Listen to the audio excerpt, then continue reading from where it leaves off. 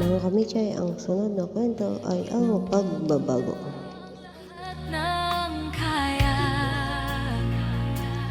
Noong unang napakasweet ni Ryan kay Mika.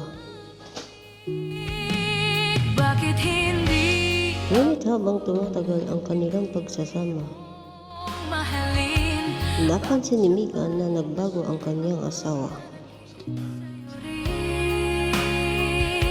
Hindi na ito tulad ng dati.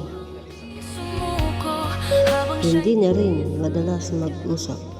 sabihin mo Hanggang sa dumating ang araw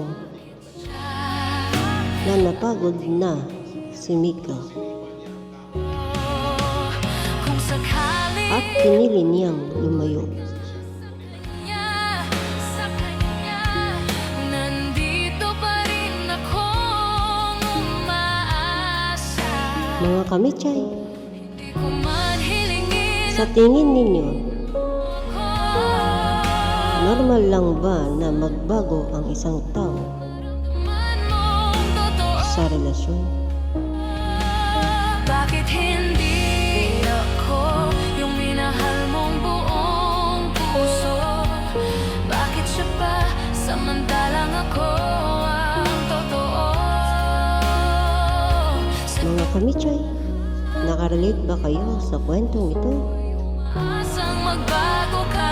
Ibahagi ninyo ang iyong karanasan Baka o sakali opinion sa comment section.